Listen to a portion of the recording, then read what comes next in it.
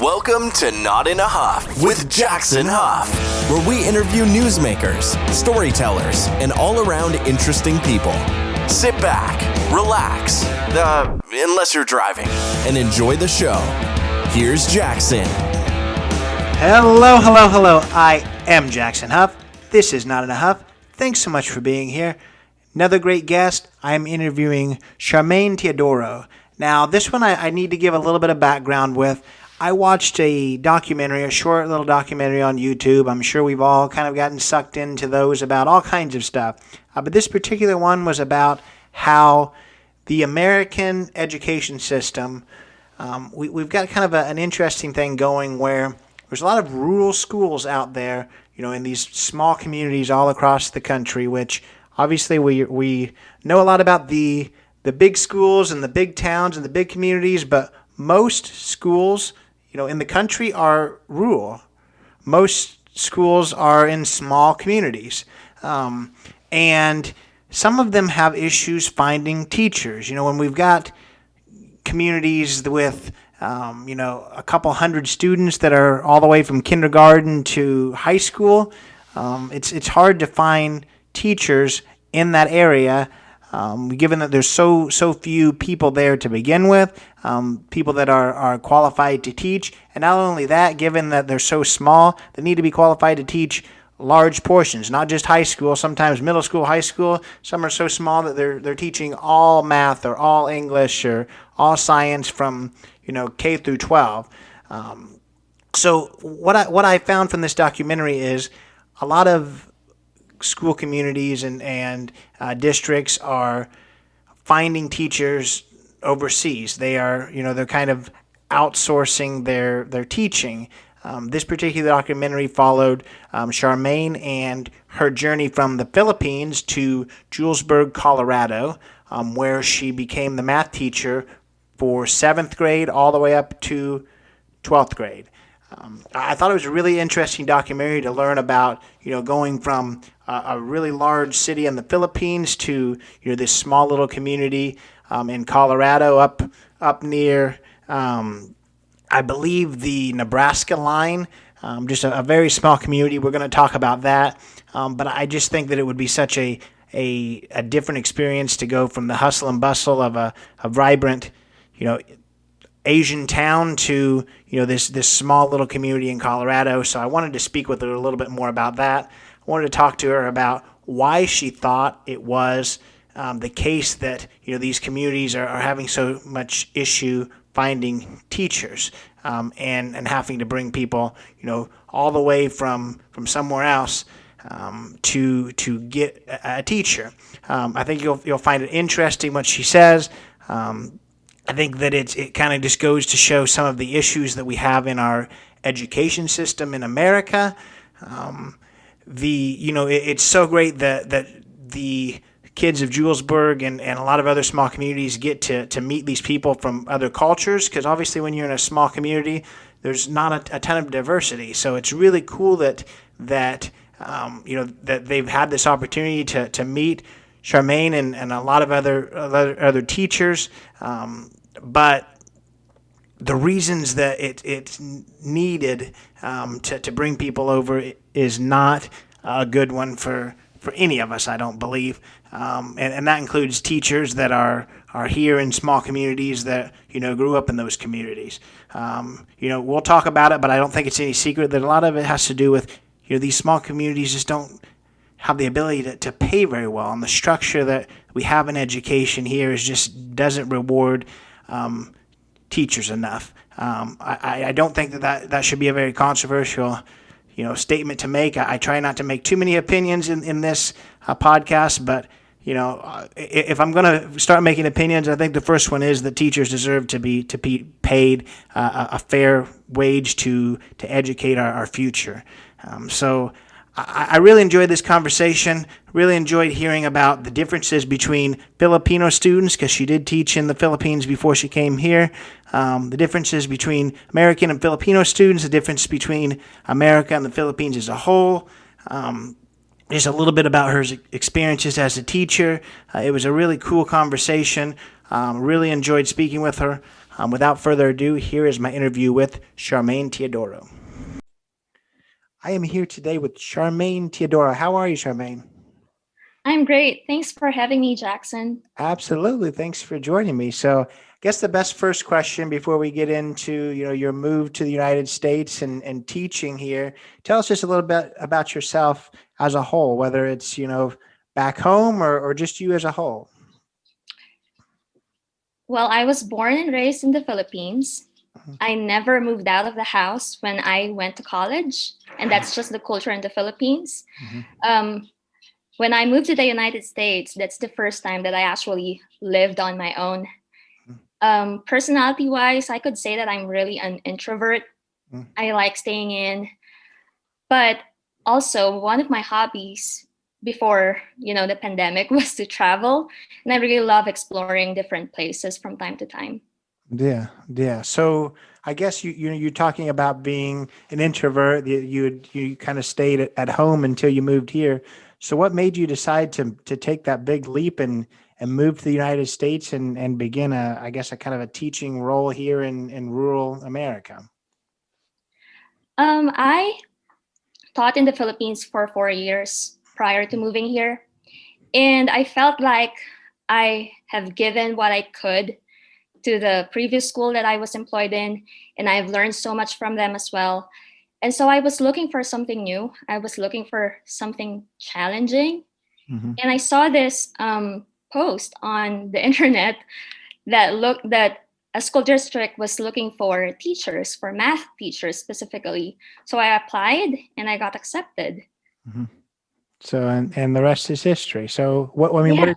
what did your family think? Obviously, they had you in the house for so long. What did they think when you were now not just moving, across city, but you were moving to a whole new country and starting on a whole new path? I'm sure they were happy for you, but were they also a little nervous? Of course, they were, but I have an older sister Hmm. who also did the same move, but she went to Dubai and she's Okay. still living there. Hmm. And also, I think working abroad is not it's not something new to the Filipinos. It's Hmm. very common to help our families. For So sure. yeah, they were nervous, but they finally accepted it at the end. Yeah. Yeah. Yeah. So in the Philippines, you said that you had been teaching for 4 years. Was it in a math focused or was it something else? Yeah, I was teaching math. I taught for 1 year in a Catholic school, private Mm. school, and then I moved to a public high school for 3 years.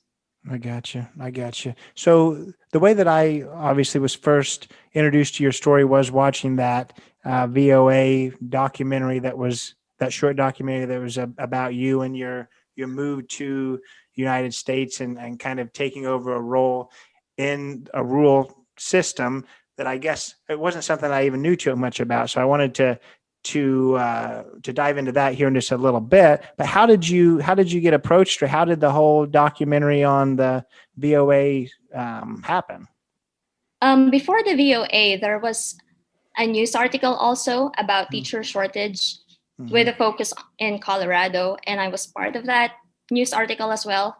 And so this journalist from Washington, D.C., his name is Deepak Dobhal, he was searching for something to write on in Colorado. And he said the first thing that came up was that article. And so he looked me up and he sent me an email asking me if I would be willing to do this documentary. And I just said, yeah, I could do it.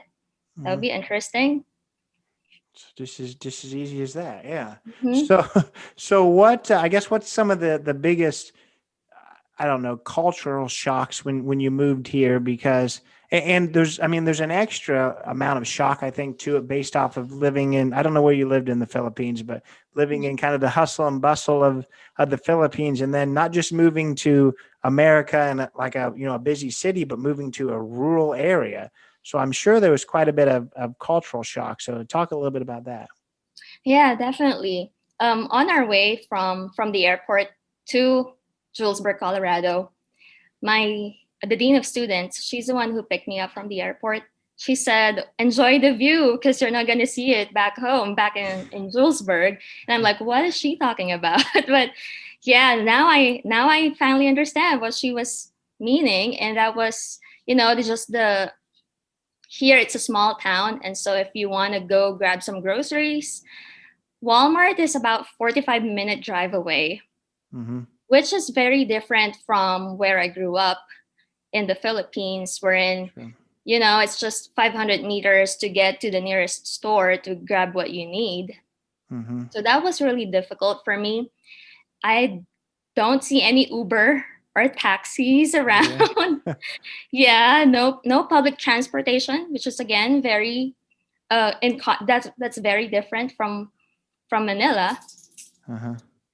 Trying to think of what else is different.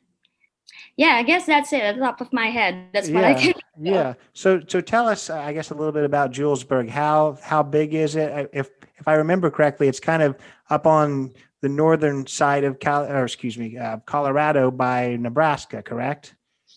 Yeah, that's correct. And about how big is Julesburg? I am not really sure, but I'll try to Google it. Geography is not my best suit. Well, that's all right. But it's a small town, anyways. It's a small town. Yeah, right. It's 1.514 square miles. Oh goodness! So it's very small for sure. So what about? I mean, when we're talking about cultural differences, what about? I can't imagine. We talked about this in the email, but my significant other is Filipino as well. And we talk a lot about food, and we live in a big town. So we live in Indianapolis, 2 million people, but she still can't get everything that she wants. I can't even imagine if Walmart is 45 minutes away, if you're really getting very much of any of the ingredients you need to make very many Filipino dishes. So that's probably a challenge too, right? It is, yeah. But thankfully, I found some Filipino community here. So from time to time, we would get together. They would cook Filipino food. They are Filipino moms. So, so it was really helpful to have someone like them here in the community. And yeah, I do have 2 lab tech friends in this town as well. They work at the hospital. So sometimes they invite me over for dinner too. Well, that's nice. That's lucky that in a small town you were still able to find a community of other Filipinos that were able to kind of take you in. Because I definitely know as far as that culture that if you guys can find each other, you're going to take each other in. So I think that's really cool. So tell us just a little bit about your first few weeks being a teacher in America. What you said that you had experience before for 4 years. What's the difference that you've seen in the American school system and the students compared to the Filipino school system and the students there? The main difference I could say is that American students are very vocal. They're very straightforward with what they're thinking. And so they will let you know. The main difference is that the American students are very vocal, very straightforward with what they're thinking, which in the Filipino culture, that is kind of seen as being disrespectful. So if you get a grade on, say, for example, an assignment, as a Filipino student, you will just accept that and just think, okay, I'll do better next time. Here in the United States, when the kids see their grades, they would ask me, what can I do to improve my grade? And also during discussions, they really ask questions. In the Philippines, Filipino students do ask questions, but not as much as American students do. So did you, I guess when you first came here, were you kind of taken aback by that, or did you like it, or did you dislike it, or obviously you're used to it now, but. No, because I remember when I was in high school, we had a visitor who were teachers in the United States, but they were also Filipinos. And they were sharing their experiences with us. And they said that, so they were already giving us ideas of the American education system. So I kind of have a little bit of background before coming here. And so it was not shocking for the kids to be asking questions and being vocal.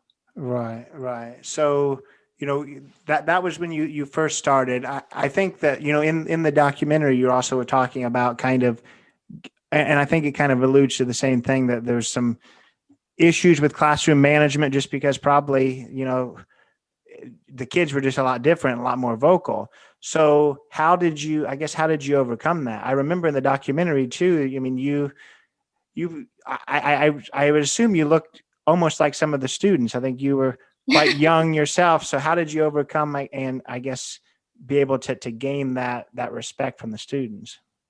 I could say that it's the first year is always the most difficult, Mm-hmm. which is also what I experienced when I was in the Philippines. The first year was always the most difficult because you have to prove yourself, you have to set boundaries. And kids, when they test you, you have to show them what the limits are.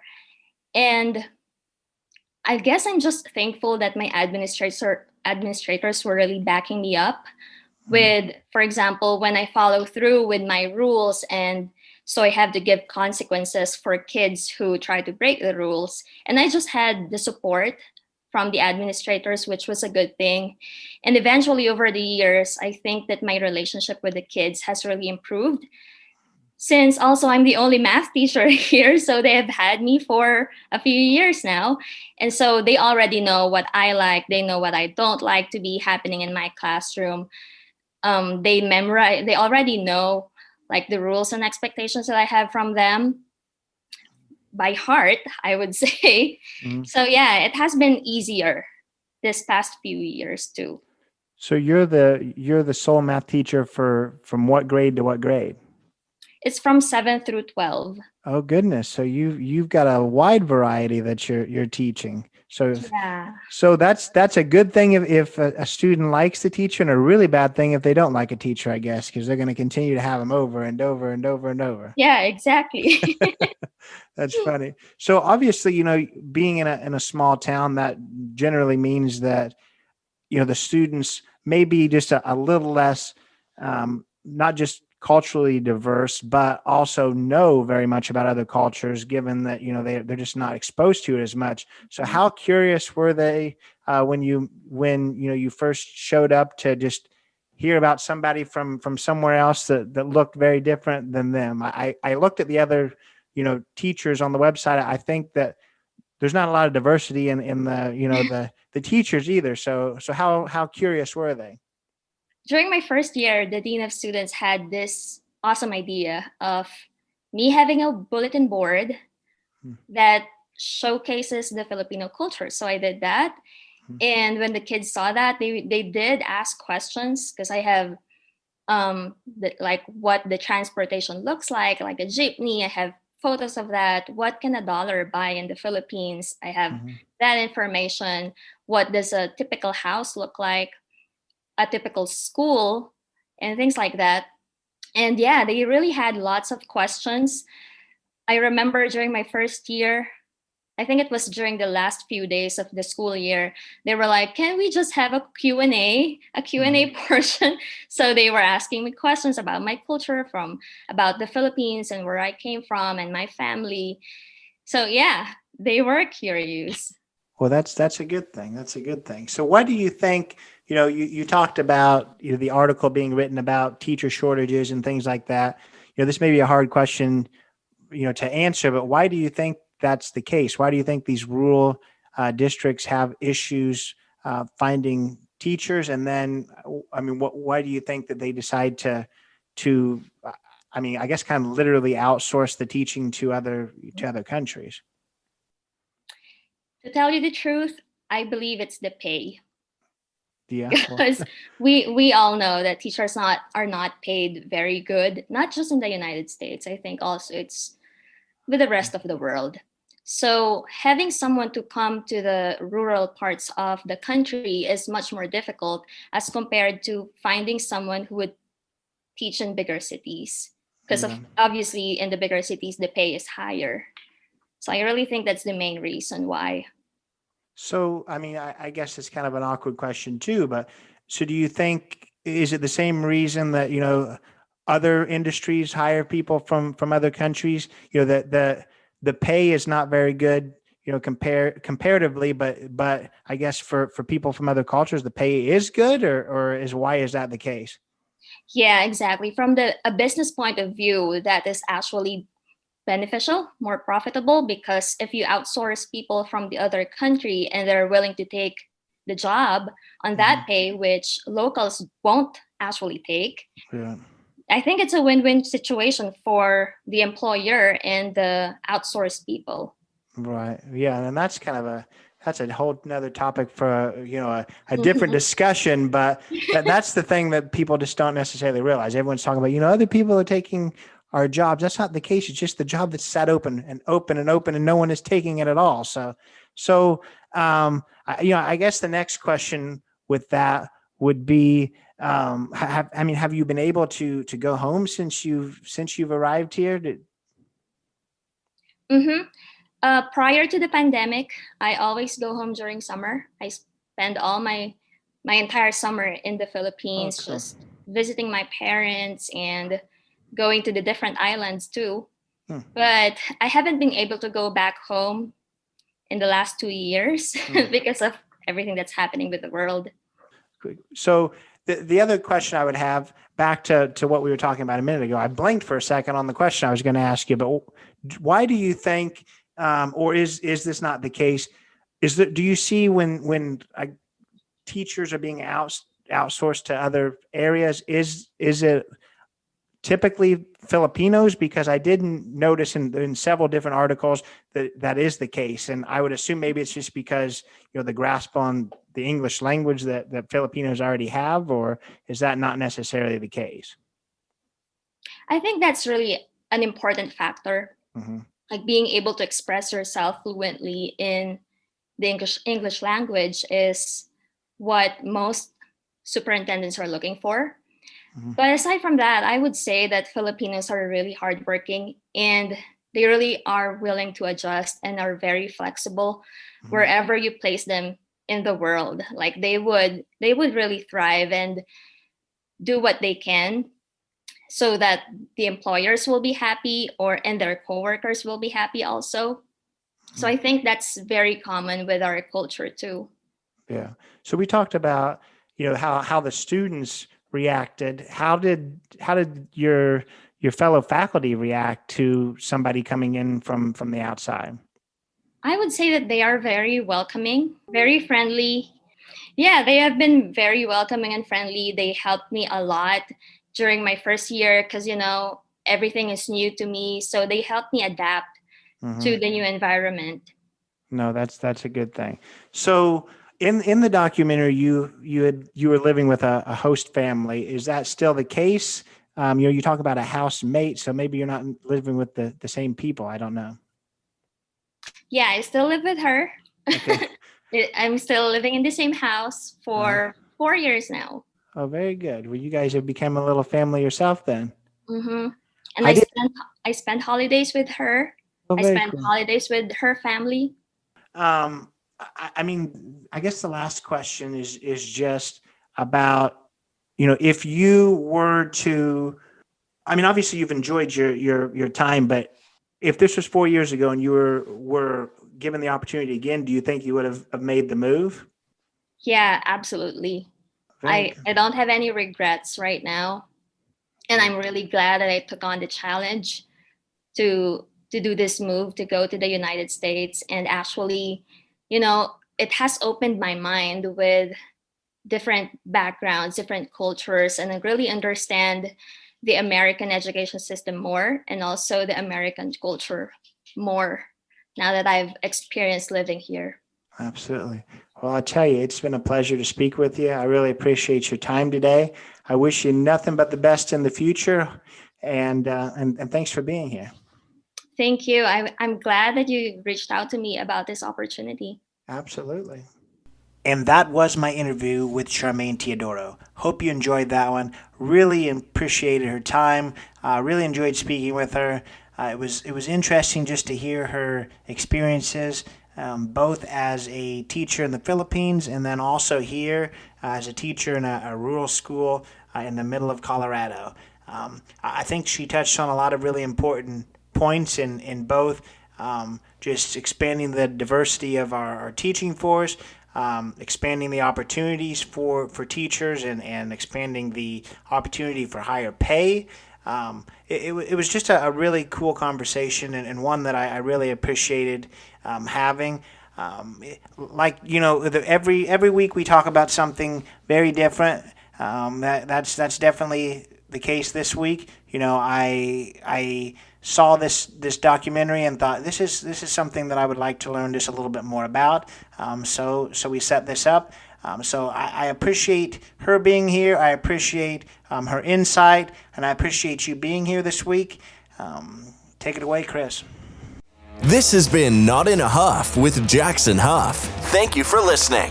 Be sure to join us next time, where we will interview another amazing guest who is sure to make you laugh or make you think. Or hey, maybe even both. But until then, keep being awesome.